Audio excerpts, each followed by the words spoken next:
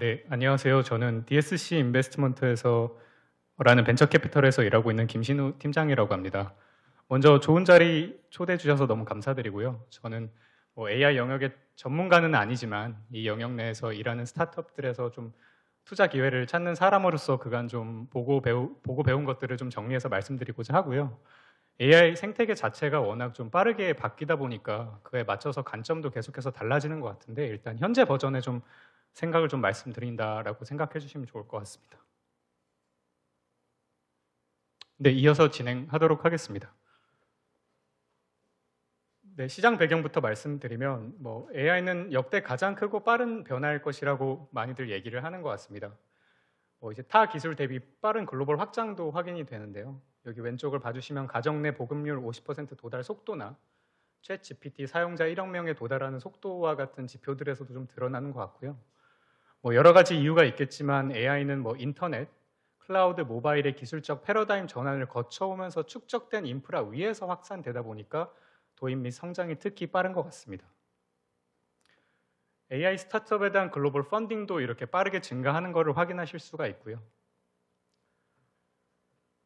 인프라나 미들 레이어에서도 다양한 기회가 있겠지만 애플리케이션 레이어에서 특히 더 많은 기회가 있을 것이라고 생각을 하고 있습니다. 기본적으로 인프라 및 미들 레이어 위에서 개발 및 배포가 되다 보니까 도입 및 확산이 빠른 부분도 있을 거고요. 그리고 애플리케이션에서 사실 결국 가장 중요한 것은 고객과 시장의 니즈인데요. 고객은 다양하고 시장의 니즈는 세분화되어 있기 때문에 그만큼 좀 많은 회사들이 나올 수 있는 것 아닌가라고 생각을 하고 있습니다. 그리고 클라우드와 모바일 시대에서도 결국 매출 1빌리언 이상을 내는 가장 큰 회사들은 좀 많이 나온 부분들도 있고요. 올해 이제 AI 내에서도 AI 에이전트라는 개념에 좀 많이 주목을 하고 있는 것 같습니다. 주요 빅테크 기업 CEO와 같은 이제 키 오피니언 리더들도 이제 AI 에이전트의 그런 긍정적인 전망들을 좀 많이 이야기해주고 있고요.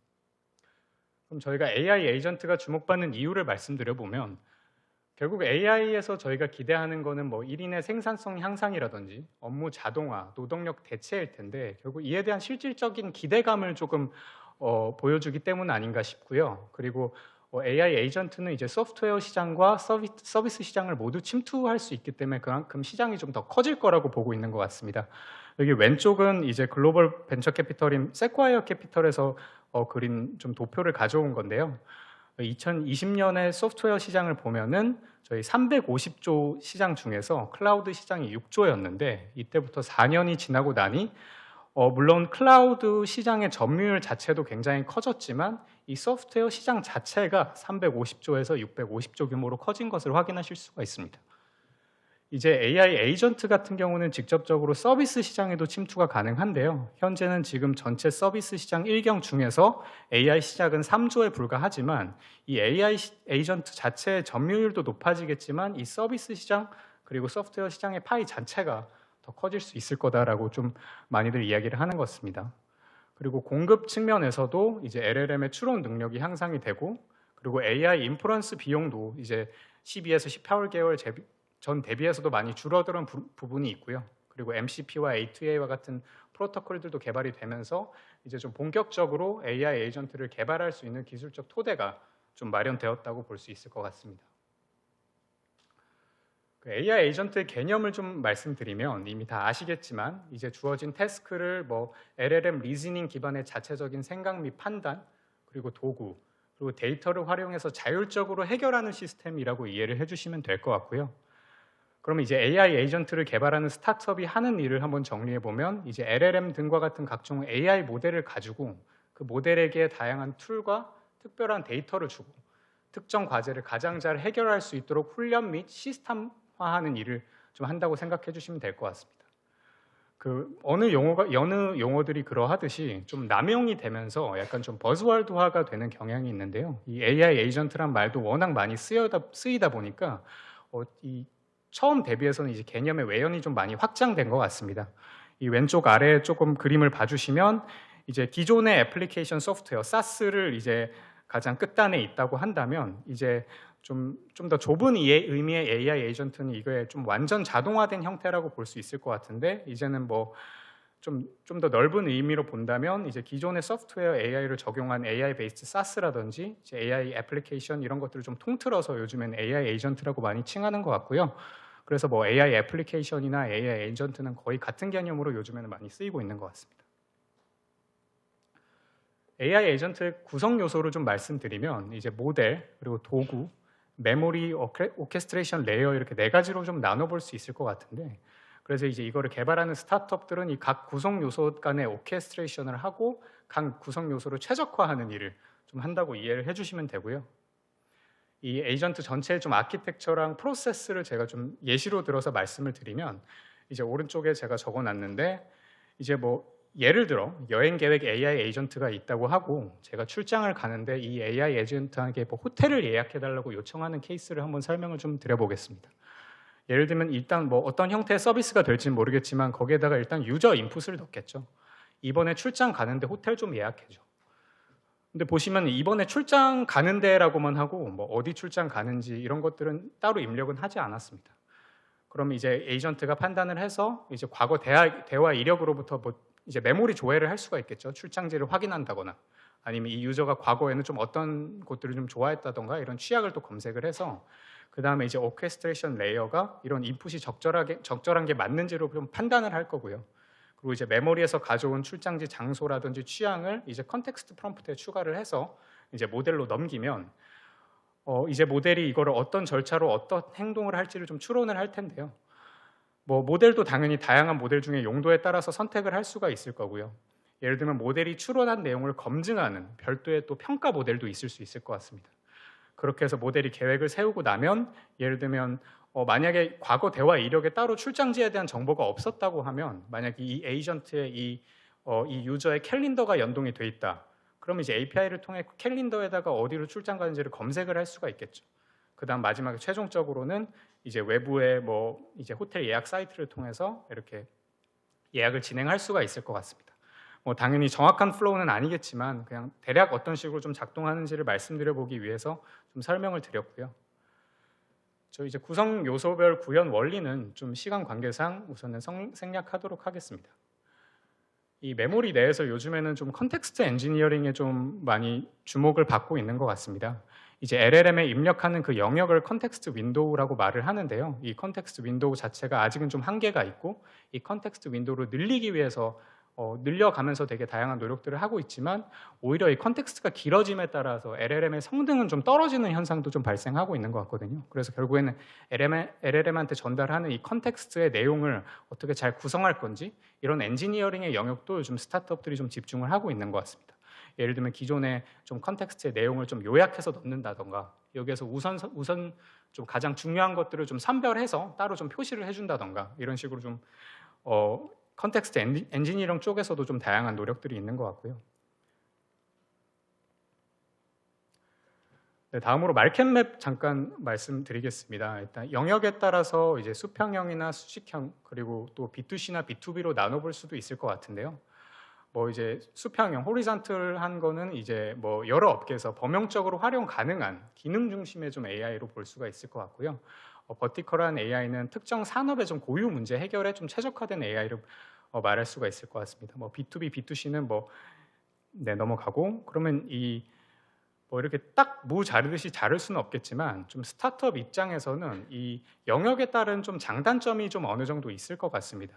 이 B2C의 좀 호리잔틀한 영역으로 갈수록 아무래도 유저가 좀 B2C다 보니까 도입 및 확산이 빠르지만 좀 진입 장벽은 낮은 편이고요. 그러다 보니까 향후에는 좀 빅테크랑 경쟁하게 될 가능성도 있고 하지만 충분히 빠르게 성장하고 어느 정도의 혜자를 구축할 수 있다면 빅테크의 M&A 대상이 될 수도 있고 뭐 이미 AI 에이전트 회사들 중에 M&A가 되는 회사들도 많이 나오고 있는 것으로 알고 있고요.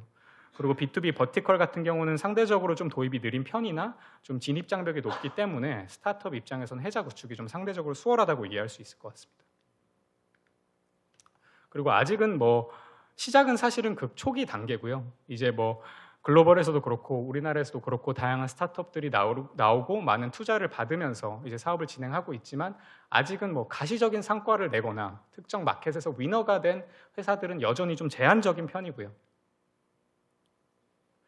그래서 아직은 뭐 특정 영역을 좀 찝기보다는 좀 제한 없이 폭넓게 조금 기회를 좀 살펴볼 필요가 있다고 생각이 되고요.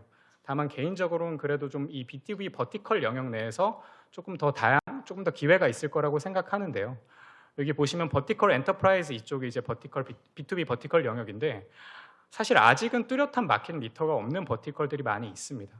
그리고 뭐 리걸이나 뭐 의료 쪽에서 조금 앞서가는 회사들이 있지만 사실은 그 버티컬 영역도 훨씬 더 세부적으로 좀 나눠질 거라고 생각을 하고 있습니다.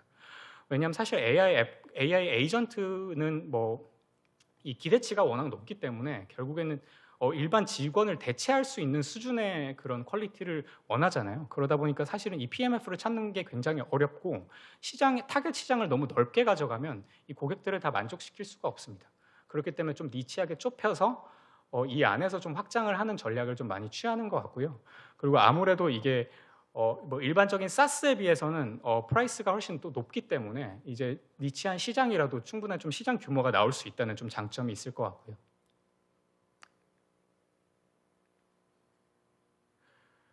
네, 그 외에도 다양한 방식으로 또 AI 에이전트를 좀 분류해 볼 수 있을 것 같습니다. 구성 방식에 따라서 또 상호작용 방식에 따라서 나눠볼 수 있을 것 같은데요. 요즘에는 이제 에이전트를 하나만 만들기보다는 이 에이전트를 좀 여러 개를 만들고 다양한 역할을 부여해서 이 에이전트들 간의 협업하면 좀 더 다양한 태스크를 해결하는 방향으로 좀 발전을 하고 있는 것 같고요. 그리고 AI 에이전트라고 하면 아직은 그냥 챗을 통해서 좀 지시를 내리는 이런 형태만 조금 많이 생각하시는 것 같은데 요즘에는 굉장히 다양한 UI, UX들이 나오고 있고요. 저희가 챗을 통해서 뭐 지시를 하지 않더라도 그냥 백그라운드에서 상식적으로 동작을 하다가 뭐 필요할 때만 이제 휴먼한테 인터랙션을 좀 가져가는 그런 앰비언트 형태의 에이전트들도 많이 나타날 것으로 좀 기대를 좀 하고 있습니다. 다음으로 이제 AI 에이전트가 상용화가 아직은 더딘 이유, AI 에이전트를 만드는 게 왜 어려운지 그 로드블럭을 조금 더 말씀드려보고자 하는데요. 아직은 뭐 물론 시장 초기이긴 하지만 에이전트 시장의 상용화는 더디고 아직 가시화된 성과를 내는 스타트업은 많지 않은 것 같습니다. 이는 현재 기술로 만들 수 있는 것 그리고 사람들이 실제 원하는 것 간의 간극이 존재하기 때문인데요. 이 표는 이제 스탠포드에서 이제 글로벌 엑셀레이터인 Y 컴비네이터의 포트폴리오를 좀 분석한 내용인데요. 여기 이제 근로자가 평가한 그 자동화 니즈와 자동화 AI로 만들 수 있는 자동화 가능성으로 해서 이제 4분면으로 나눠 놓은 건데 41%의 스타트업이 자동화가 가능하지만 사람들의 니즈가 없는 영역에 집중하고 있는 것으로 확인이 됩니다. 당연하게도 저희는 이 자동화도 가능하면서 니즈도 있는 초록색 영역이다. 아직은 좀 자동화가 쉽지 않지만 그래도 니즈가 있는 이 노란색 영역에 좀 집중을 해야 될 것 같고요. 당연히 시장의 니즈보다 좀 우리가 만들 수 있는지 여부를 좀 우선적으로 이제 시장을 조금 선택하는 거는 조금 경계가 되어야 될 것 같습니다. 그래서 기술적 기반과 여건은 마련돼 있지만 아직 시장에서 니즈가 있는 AI 에이전트를 개발하는 것은 좀 여전히 어렵다는 점을 좀 말씀드리고 그럼 좀 어떤 점들이 좀 어렵냐? 가장 주요하게 얘기하는 부분은 이 두 가지인 것 같습니다. 일단 기존 워크플로우와의 호환성 그리고 데이터 부족인데요. 워크플로우와의 호환성은 결국 저희가 일하는 방식 그리고 저희가 일하는 시스템, 일하는 문화 등과의 연결 및 통합 자체가 좀 어렵다는 부분입니다. PwC 설문조사에서도 이런 부분을 좀 근본적인 허들로 좀 제시를 좀 하고 있는 부분들이 있고요. 그리고 두 번째는 이제 데이터 부족인데요. 단순히 뭐 데이터의 품질이 낮다 뭐 이런 부분도 있지만 사실 정작 정말 중요한 데이터는 아직 문서화돼 있지 않거나 데이터화돼 있지 않은 경우가 많습니다. 이런 걸 이제 트라이벌 놀레지라고 하는데 뭐 실제 업무를 하는 방식, 뭐 의사결정에 필요한 맥락적 데이터, 뭐 이런 암묵지 같은 것들은 사실은 문서화가 돼 있지가 않을 텐데요. 예를 들어 법률에서 AI 에이전트라고 하면 다양한 판례들과 문서들은 존재하겠지만 뭐 이제 변호사분들께서 특정 상황에서 어떤 식으로 판단을 하는지 또 이렇게 글을 쓰는 맥락이나 이런 부분들은 사실은 좀 데이터화가 돼 있지 않다 보니까 이런 부분들 자체도 좀 하나의 허들로 좀 영향을 끼치는 것 같습니다. 그리고 세 번째로는 이제 기술적 허들로 인한 성능 제한인데요. 여전히 뭐 할루시네이션이나 메모리 및 컨텍스트의 한계, 그리고 AI 태스크 맥스 랭스 타임이라는 이런 한계들이 존재를 하고요. 아직 여전히 메모리 같은 경우도 지속 가능한 메모리 문제는 여전히 해결이 되지가 않았고 그러면 이런 것들을 다 해결될 때까지 기다린 다음에 이제 시장에 진입하면 조금 늦다고 생각을 하고요. 결국에 시장에 있는 스타트업들은 창의적인 UI, UX, 또 인간의 개입, 그리고 컨텍스트 엔지니어링 등과 같은 다양한 좀 요소들을 활용해서 이 문제들을 조금 풀어나가고 있는 것 같습니다. 먼저 이제 휴먼 인 더 룹인데요. 사실 아직은 뭔가 이 고객들이 고객들이 기대하는 퀄리티와 그 이제 AI가 조금 딜리버를 할 수 있는 그 퀄리티에 좀 간극이 좀 존재할 때가 많은데요. 그래서 결국엔 마지막에는 이제 휴먼이 조금 이 AI의 결과물을 조금 다듬어서 좀 확정을 짓도록 하는 이런 중간중간에 다양한 방식으로 피드백을 준다던가 아니면 승인하는 방식의 이런 휴먼 인 더 룹이 좀 많이 활용되는 것 같고요. 그 외에도 뭐 당연히 보안 및 개인정보 이슈, 뭐 인프라 문제와 같은 다양한 문제들이 있을 것 같습니다. 그럼 이제 스타트업들이 이런 그 로드블락 문제들을 좀 어떻게 좀 해결하고 있는지 몇 가지 좀 예시만 좀 말씀을 드리면, 이제 커서라고 해서 이제 개발 AI 뭐 이제 AI 기반의 IDE를 만드는 커서는 다들 잘 알고 계실 텐데요. 굉장히 좀 이제 최적화된 UI, UX를 가지고 이제 기존 워크플로우와의 호환성 문제를 좀 극복을 하고 있습니다. 결국에는 저희가 뭔가 AI한테 코드를 다 써달라고 해놓고 그거를 결국 이 코드에 대한 책임을 지는 건 사람이기 때문에 이 AI가 만들어주는 아웃풋을 그때그때 통제를 할 수가 있어야 되는데요. 그렇기 때문에 이 커서는 이제 기존의 ID의 인터페이스에 이거 LLM을 조금 잘 통합을 해서 좀 이제 AI로 인한 자동화 효율성과 결국엔 휴먼 컨트롤빌리티, 그러니까 인간이 이걸 얼마나 통제할 수 있는지를 잘 밸런스를 좀 구현했다고 보시면 될 것 같습니다. 저 오른쪽에 사실 개발자마다 원하는 자율성 수준이 다 다를 텐데, 예를 들면 커맨드 플러스 I를 눌러서 이제 전체를 그냥 수정을 맡겨버릴 수도 있지만 그냥 탭을 눌러가면서 그냥 계속 코드 라인 바이 라인으로 이렇게 수정을 해나가면서 나갈 수도 있고, 특정 블록만 수정할 수도 있고, 이렇게 좀 다양한 좀 UX들을 좀 제공을 하고 있어서 이런 문제들을 좀 풀어가고 있고요. 그리고 시간 관계상 좀 빨리 넘어가면 이제 하비라는 그 법률 이제 AI 애플리케이션을 만드는 회사는 이제 로이어 인 더 룹을 조금 많이 강조하는데, 이제 다양한 사업 과정상에 조금 변호사들이 직접 개입을 하도록 함으로써 이 문제들을 해결하고 있고, 그리고 기본적으로는 이제 로이어들을 많이 활용해서 이 리걸 이 데이터 세트를 굉장히 많이 만들고 있는 것으로 알고 있습니다. 그 외에도 여기는 뭐 히포크라틱 AI를 넣어놨는데, 이제 오픈 에비던스라는 그 의료 정보를 찾는 AI 애플리케이션이 있는데요. 거기서는 이제 헐루시네이션, 이제 의료 영역은 아무래도 헐루시네이션이 있으면 안 되다 보니까 이제 의료 그 데이터를 만들어내는 AI도 있지만 그 외에 게이트키퍼 모델이라고 해서 여기서 이 AI가 만든 거를 검증해서 이거를 유저한테 내보내도 되는지 안 되는지를 판단하는 그런 또 별도의 모델을 가지고 있는 케이스들도 있고요. 네, 그래서 마지막으로 좀 투자 기회를 말씀드리면, 저 지금까지 말씀드렸던 로드블록은 사실은 뭐 당연히 스타트업 입장에서는 극복해야 할 제약인 동시에 경쟁 우위 및 해자를 쌓을 기회이기도 한 것 같습니다. 그래서 하비와 커서와 이런 조금 더 앞서 있는 회사들은 이런 것들을 좀 현명하게 잘 풀어냄으로써 본인들만의 영역을 좀 가져가고 있고요. 그래서 저희도 이런 각각의 조금 로드블록들을 좀 다양하게 해결하고 또는 우회하는 그런 방식으로 풀어나가는 좀 AI 애플리케이션 스타트업들을 좀 투자 대상으로서 좀 찾고 있고요.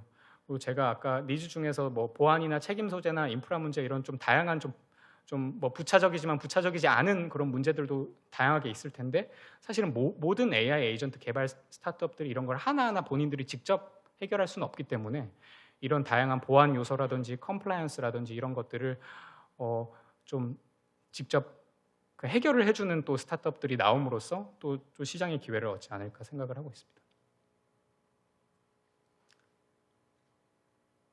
네, 그리고 뭐 이렇게 좀 뭐 버티컬 AI라든지 뭐 B2C 컨슈머 에이전트, 좀 인프라 툴링 영역에서 좀 다양하게 좀 다양한 투자 테마들이 좀 주목을 받고 있는 것 같고요. 그리고 마지막으로 좀 간단히 방법론만 말씀드리면, 아까도 잠깐 언급을 드렸지만 결국 처음에는 저희는 그 세부 영역 내 문제를 좀 명확하게 정의하는 게 중요할 것 같습니다. 저희가 이렇게 뭔가 그냥 법률이면 법률, 뭐 세무면 세무 이렇게 영역을 크게 하면은 사실 정확히 어떤 문제를 해결할지가 조금 모호할 수 있는데, 결국 그 영역 내에서 가장 많이 가장 그 영역 내에 이제 워커들이 좀 가장 크게 페인 포인트를 가지고 있으면서도 저희가 현재 좀 해결 가능한 그 로우 행잉 프루트를 좀 잘 찾아서 일단 이거를 웨지 삼아서 이 시장 내에 좀 정확하게 진입하는 게 중요할 것 같고요. 그 다음에 진입하고 나면은 이제 좀 더 인접 영역으로 확장을 하고 또 스케일을 하면서 좀 기회를 찾아 나갈 수 있을 것 같습니다. 네, 이상입니다.